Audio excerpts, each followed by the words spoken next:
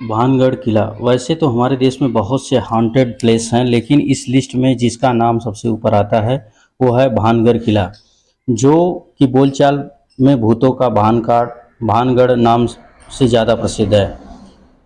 भानगढ़ की कहानी बड़ी ही रोचक। 16वीं शताब्दी में भानगढ़ बसता है। 300 सालों तक भानगढ़ खूब फलता फूलता है। फिर यहाँ की एक सुंदर राजकुमारी पर काले जादू में महारथ तांत्रिक सिंधु सेवड़ा आसक्त हो जाता है, जो राजकुमारी को वश में करने के लिए काला जादू करता है, पर खुद ही उसका शिकार होकर मर जाता है। पर मरने से पहले भानगढ़ को बर्बादी का श्राप दे जाता है और संयोग से उसके 1 महीने बाद ही पड़ोसी राज्य अजायबगढ़ से लड़ाई में राजकुमारी सहित सारे भानगढ़ वासी मारे जाते हैं और भानगढ़ वीरान हो जाता है। तब से वीरान हुआ भानगढ़ आज तक वीरान है और कहते हैं कि उस लड़ाई में मारे गए लोगों के भूत आज भी रात को भानगढ़ के किले में भटकते हैं, क्योंकि तांत्रिक के श्राप के कारण उन सब की मुक्ति नहीं हो पाई थी। तो यह अनपढ़ भानगढ़ की कहानी, जो कि लगती फिल्मी है पर असली, तो आइए हम आपको भानगढ़ के उत्थान के पतन की यह कहानी विस्तार से बताते हैं। भानगढ़ का किला राजस्थान के अलवर जिले में स्थित है। इस किले की कुछ किलोमीटर की दूरी पर विश्व प्रसिद्ध सरिस्का राष्ट्रीय उद्यान नेशनल पार्क है। भानगढ़ तीन तरफ पहाड़ियों से सुरक्षित है।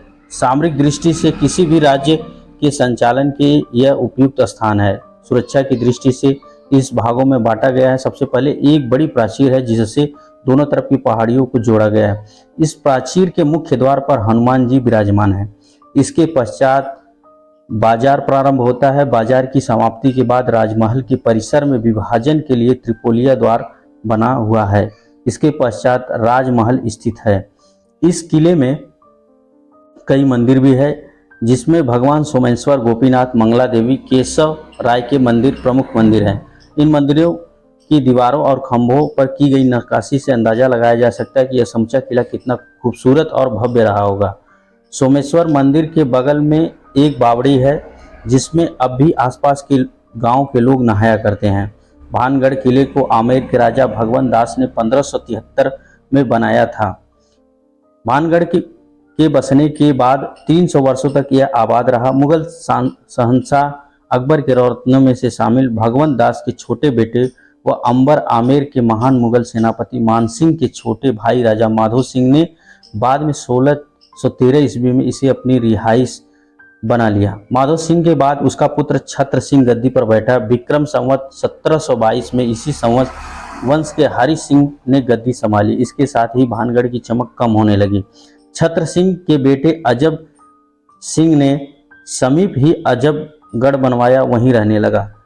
वह समय औरंगजेब के शासन का था। औरंगजेब कट्टरपंथी मुसलमान था। उसने अपने बाप को नहीं छोड़ा तो इन्हें कहाँ छोड़ता।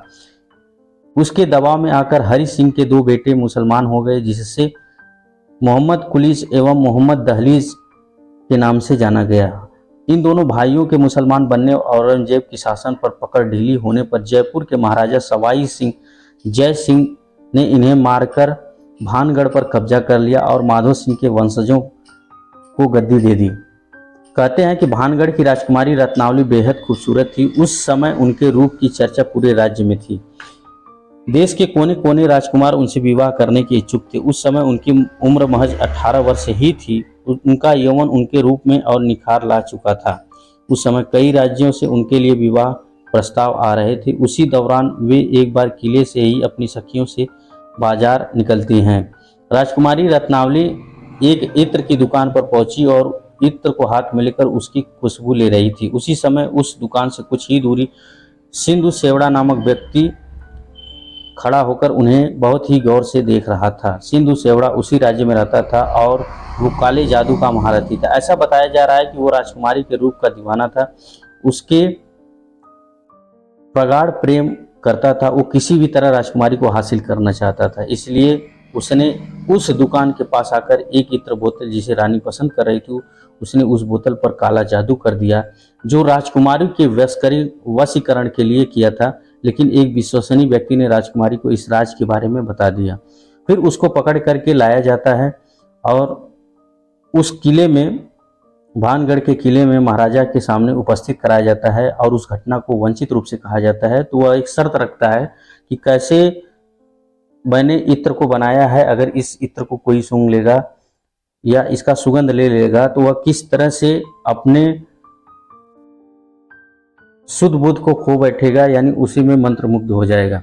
तो यह वह पूरी पूरी रात मेहनत करके, उसको 1 वर्ष का टाइम लगा था और उस मंत्र को वह तैयार कर लेता है, काला जादू को तैयार कर लेता है। काला जादू तैयार करने के बाद वह बीच सभा में आता है और वह शर्त रखता है कि अगर कोई भी इसको सूंघ करके अगर होश में उसे बातें कर लेता है तो वह अमर होगा।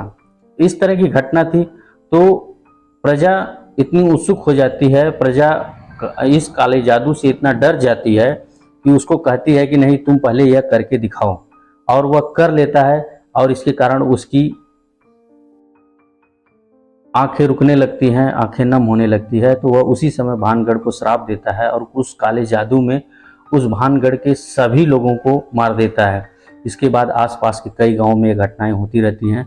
इससे उनके सेना पर प्रभाव पड़ता है और इसलिए भानगढ़ का किला हॉन्टेड प्लेस के नाम से जाना जाता है।